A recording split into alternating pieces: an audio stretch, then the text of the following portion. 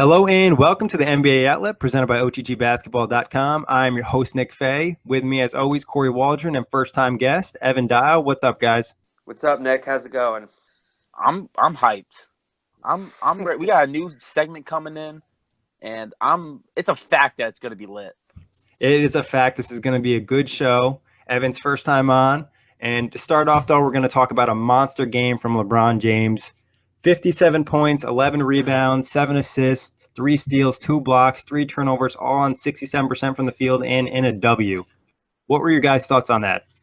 Obviously it's historic and incredible, and to see him have a game his 15th year, I think LeBron wanted to send a reminder amidst his team's struggles that he's still the best. But the concerning part for Cleveland is those sort of efforts from LeBron might be required for them, just to win games, and he would much prefer to be chilling during the regular season and save his best for the playoffs. But the game itself is maybe one of the best I've ever seen. I mean, to score that much with that efficiency, absolutely incredible.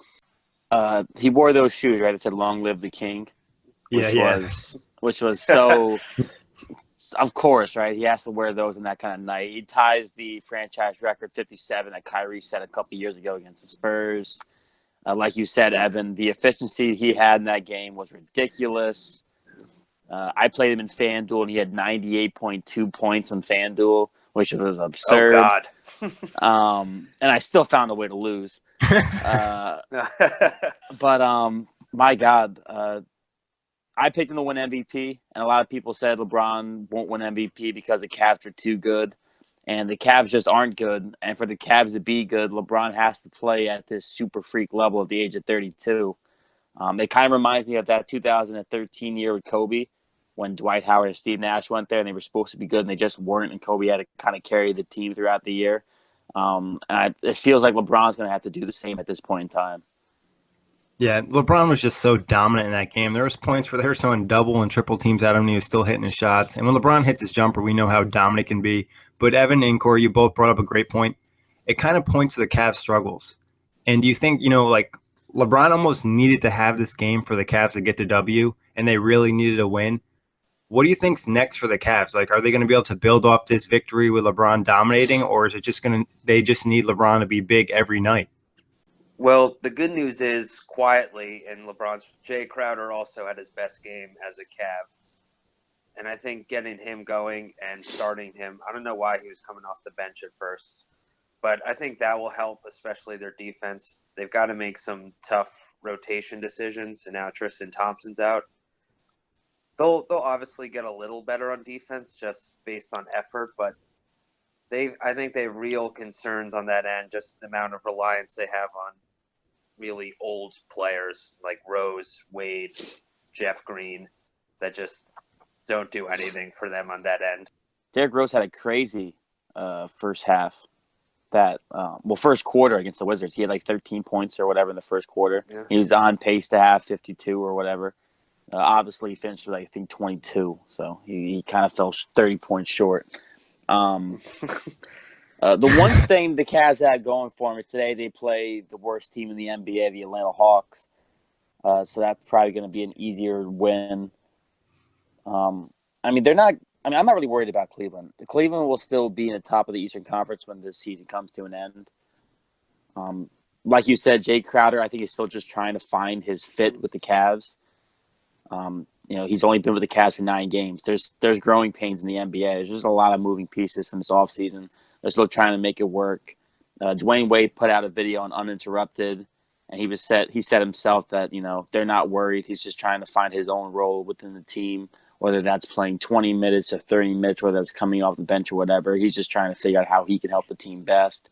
I think that's what it is. I think the guys are just trying to figure it out. I do think LeBron has to be MVP type great for them to be as successful as we predicted them to be before the season starts. But I'm not overly concerned still. Yeah, I think you made a great point about the roles and fits. If you think about it, almost every guy on this team other than LeBron is trying to play in a role that they're smaller than they're used to. All of them are coming from expected more, but now you have Derrick Rose, Dwyane Wade, having to play smaller roles. So it's going to take time to adjust. But talking about LeBron, How long does LeBron still have to be the best player in the NBA? You know, how many more years is he going to hold that title? Oh man, I don't want to. He's so great. I don't even want to cap him and say something disrespectful.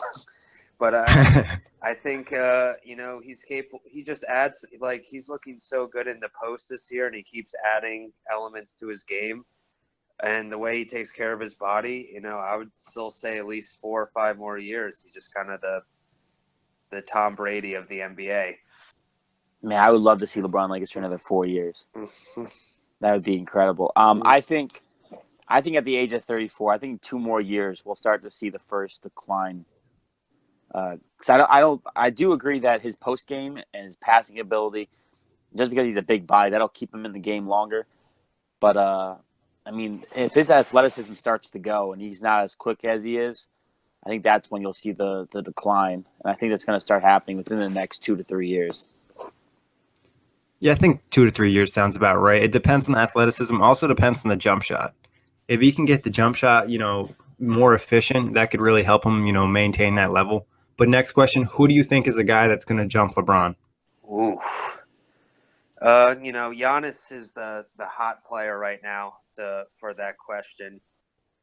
I would still put Durant and Kawhi ahead of him, even though Kawhi is injured right now. But I think Durant may take that lead. Durant before Giannis does, but Giannis is obviously coming fast.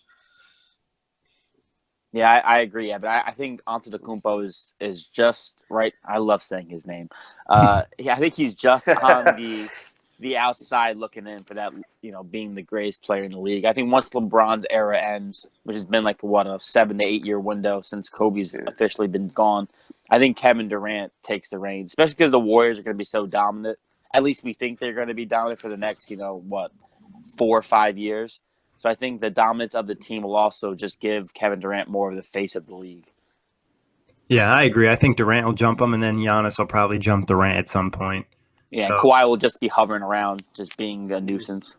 Yeah, exactly. And he'll get the consideration because he'll have the big games, but it'll always be one of those two. All right, guys, we got an exciting game for you today, fact or fiction. So we're going to roll through a ton of NBA topics, and you tell me if it's fact or fiction. After you say that, we'll kind of discuss it a little bit. But to start off, Kristaps Porzingis is an MVP candidate. Ooh, I'll say fiction. The team's too bad. Yeah, I'm going with fiction. It's also only been 9 games, so let's pump the brakes on Porzingis. He hasn't been solid throughout an entire NBA season yet. Yeah, I'm going to say fiction. I think Evan's right. I think they won't be able to win enough games, and at some point they're just going to throw a ton of double teams at him. Like I mentioned on another pod, like he hasn't really seen the attention he deserves yet, so I think that'll change. But the Orlando Magic are a playoff team. Fact. Even though they just laid a stinker at home against the Bulls, I like the Magic. They're deep. So many players are better at shooting this year. Gordon, Vujacic, Fournier is super crafty. I like them. Yeah, I think they make the playoffs. If the Cavs are on the outside of the playoff picture, then this is a fact. If not, this is fiction. This is a tough one. I'm going to say fact. I think they can squeeze in as an 8 seed. They got a lot of confidence early on, and some of the guys are just playing a lot better. Like you mentioned, Fournier is playing great. Vujacic is looking a lot better this year. Aaron Gordon has really stepped up, but we'll see what happens. The Cavs aren't a lock for the NBA Finals. Fiction. They're still going to get there. They're just they have LeBron, and I can't see a team in the East beating them 4 times out of 7. But I think it will be not a cakewalk this time. Yeah, I agree. It's fiction. I will never bet against LeBron James in a 7-game series. Even if he has to play every round to 7 games, I'll take LeBron in that game 7 every time. Yeah, I think this one's a fiction as well. I think just to the fact that the East just doesn't have any team that really can beat the Cavs in a 7-game series. I don't think the Cavs are at the elite level that they need to be at, especially defensively, like we mentioned. But I think nobody really has a chance against them in the East. There's just not enough talent on the roster, especially when they have LeBron. Shout out to the Celtics, though, because that Friday game against OKC when they were getting pounded at the halftime and they came back to win, that was one of the most surprising wins I had completely written off the Celtics. That was impressive. Yeah. I lost $5 betting on that game with my friend. Sorry about that. OKC was up like 15 at one point. I was like, all right, I'll take the bet. Next thing I know, it's like the Celtics turn the game around and they win, and Kyrie's just killing them. Al Horford can't miss from 3 in the fourth quarter. I was like, God damn. But back to the topic. Lonzo Ball is overrated. Fiction. It's too early. Give the kid some time. He just has so much pressure on him. I won't write him off yet. The NBA is hard. Nick, you know what I'm going to say, right? Yeah, I know. Yeah. Fact. Yeah. I still think Lonzo Ball will be a very good NBA player. I have no doubt that his passing ability will be than his rebounding. But my issue with him since the start has been his ability to score, and he keeps proving me right night in and night out. I mean, only taking 2 shots the other night. The guy is scared to score at this point. He doesn't trust his jump shot, and his jump shot is still whack. Yeah, this is a tough one. I mean, I think it's fact on the sense that this season he's overrated long term, though. I think it's, he's going to be a really good player. But this year, people are just like overhyping him to a different extent, especially when there's a lot of other rookies that are playing better at this point. Brad Stevens made Kyrie Irving a better player. Oof. I'm gonna say fiction, and I'm gonna give Kyrie some credit. And I think just the change of scenery and him wanting to prove himself in a new environment has got him playing hard and creating for his teammates. And I think we have to give just Kyrie some credit for that. I'm going to say fiction because nothing has changed.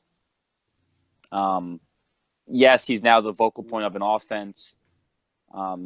His stats aren't different. I mean, he's shooting worse. His assists are the same. Yeah. His rebounding is the same. He's more active on defense, which obviously you're playing in a system that relies on defense, a lot of switches. But I'm going to say fiction. I don't think Brad Stevens has had that much of an impact yet on him. Yeah, I agree. I think fiction here. Both your points, first off, Kyrie has just stepped up, and then he's being in a different situation where LeBron's not there. Golden State Warriors are bored. Oh, facts. Not consistently bored. Sometimes they'll turn it up when they want, but there'll be several games this year when they're bored, and sometimes they'll nip them in the butt, like that Pistons loss. But last year they were amped for every game, and this year I think they kind of just pick and choose their spots a little more. Yeah, I agree. I don't know if I would say they're bored. I would just look like they're not as hungry. To me, they just don't look as they know not every game is as important. I feel like, and they've looked lackadaisical. Yep. Lackadaisical on numerous games. I mean, that 25 turnover game against the Detroit Pistons was one. Will kind of just show that they're just not always locked in. So yeah, I go with fact. They're not truly engaged. Yeah, agree. Fact. They just, like you said, lackadaisical. Some games they just don't even seem interested. Then there's the point where they can just know they can go down by double digits and just come back and win. It's kind of crazy. Giannis Antetokounmpo will be a top 5 player by the end of the season. That's tough. That is tough. If it is, it will be the number 5 spot. I don't see him passing the big 3 and probably Steph. You know what? I'll go fact. Even though the team's record and supporting cast does concern me a little bit, but man, he's been a monster thus far. All right, so we got LeBron, Durant, Kawhi, Curry, and then Westbrook is 5 or James Harden's 5. Yeah, no, I'm gonna say fiction. I don't think Antetokounmpo gets there yet.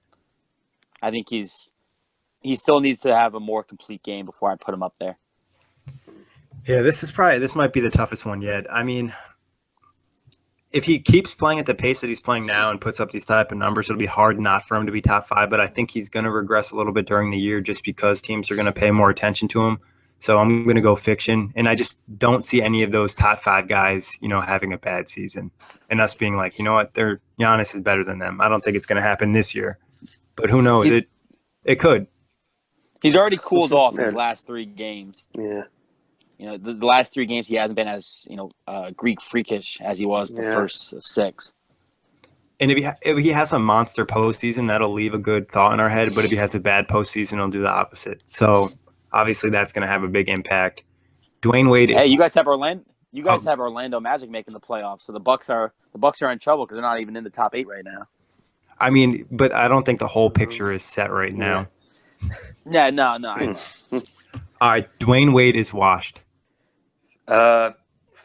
Facts, not like 100% washed, but more closer to fact washed than fiction washed, if that makes sense. Do I really want to say he's washed? He'll go and drop 25 today. Yeah, right. It wouldn't surprise me, but I'm gonna say fiction. I just don't think he's fully embraced what the like 6-man off the bench role is. Because I can definitely see Dwyane Wade becoming a type of like Manu Ginobili player minus the shooting ability. So I'm gonna say fiction. I'm going to have to go with Evan on this one. I'm going to say fact. I've watched a good amount of the Cavs, and Dwyane Wade just is not moving well. His jump shot isn't there. He's not the same guy in the post. It's just, I mean, he could maybe do better in a smaller role or maybe adjust a little bit more, like you said, Manu. But right now, things are not looking well for him. The Washington Wizards talk too much. Hard fact. I mean, man, they just from last year dressing in black and this year for Cleveland, they just they've got to tone it down a bit. But I like them as a team a lot. Yeah, this is a fact, or as Evan would say, a hard fact. Saying they're the best team in the league, and Bradley Beal talking, being up by 20 against the Wizards, scrapping with Draymond Green, then them losing that game, leading to the Lakers when Gortat said that John Wall was going to cook Lonzo for 48 minutes. How about we just go out there and play some basketball and win some games? Because the team's on the downward spiral at this point, especially because John Wall just got hurt too. Yeah, he left that game with a sling, so something to keep an eye on. It's a hard fact. They definitely talk too much. You saw, and then the fact, that they were talking about saying that the Cavs avoided them in the playoffs last year. Like, stop. LeBron did not try to avoid you guys. Like, he's not worried about you. He's worried about Golden State. All right, I got one for Kory right now. Victor Oladipo will be an All-Star this year. Oh, that's really tough. That's a wow. If he continues to play at this level, it's a fact. Evan, what do you got? I think the new format might hurt him a little bit, but yeah, so far the way he's playing, I'd say it's a fact. He's averaging like 26 with remarkable efficiency. He's one of the most. I mean, this jump I did not see it coming. I'm gonna go fact. Yeah, I think I'm going to go fact as well. He looks more like the player they thought he would be coming out of the draft than what we saw in Orlando or OKC. So it's been impressive. Do you think Miles Turner coming back, Kory, will hurt him? No, I think if anything, it'll make him better because now he's not the first option. He can go back. He can still play that aggressive guard role, but now you have someone else who's a comparable scorer, who's already shown that his game has progressed as well. I think, if anything, it makes Oladipo better. All right. This is another one, Kory. Like, the Hawks are the worst team in the NBA. This is a hard fact. I'll lead off. It's a hard fact. They're god awful. Besides Dennis Schroeder, they wouldn't even win a game. Oh man, they are. Yeah, I think I like their coach. They play hard, but they just have no one besides Schroeder. I like Prince a bit and the rookie Collins, but their bench is just like they rely on Marco Bellinelli for offense. That's how bad it is. It's brutal. Yeah, this is a tough one, though. I think they're a fact for the worst team in the Eastern Conference, but Dallas and Sacramento are playing pretty bad. That's true. They give a run Sacramento for the is really rough to watch. I don't know if you guys have watched the Sacramento game. Yeah. It's painful. Dallas has a few injuries, so they get a little slack, but Dirk hasn't kind of looked himself this year, which is kind of sad to see. But, all right, Evan, one for you. Kemba Walker is underrated. Hard facts. Absolutely playing great this year. He improves every year. Just off the dribble and finishing around the rim. He's improved so much his shooting. He's almost like 40% from deep. He's getting to the free throw line for more. Just a great pick and roll point guard. I think a sure all-star. He's making the Hornets a little better than I think a lot of people thought. Yeah, I'm going to say fact. I had the Hornets being a 6th seed this year in the Eastern Conference, and it's a big reason why is is truly becoming an efficient player. I mean, earlier in his career, he wasn't as efficient as he is now. He runs that offense smooth. I think Dwight Howard was a great acquisition. He's been fantastic for them. Yeah, I think Kemba definitely is overrated or underrated. Yeah, I go with a fact here. Underrated too. Like you said, he's really kind of calmed his game down. Early on, he was inefficient. He just was like a little out of control. He's found a rhythm, and like you said, Evan, he's kind of made the Hornets better than people thought. All right, last one. The Portland Trail Blazers will never be more than a bottom 4 seed in the West. Fact. With Lillard and McCollum, there's always going to be some issues defensively. They don't have a lot of great shooting around them. Obviously, those guards are electric, and Nurkic is a beast, even though this year he's not quite what he was at the end of last year. But, you know, they're kind of stuck in middle land, always fighting, you know, for a 7 seed. Yeah, I'm gonna say fact. Smaller market team, cap space is locked up between 2 guys. If you want to re-sign Nurkic, it's going to be extremely locked up. Role players don't really shoot well. Losing Allen Crabbe, I think, actually really hurt them. Yeah, I'm going to say fact. Yeah, fact over here, too. I think not only do they have a lot of money tied up to McCollum and Lillard, but the bench has a lot of money, and there's not a lot of room for an improvement, so until they make a big splash, nothing will really happen. You guys got any fact or fiction before we move on? Fact. Okay.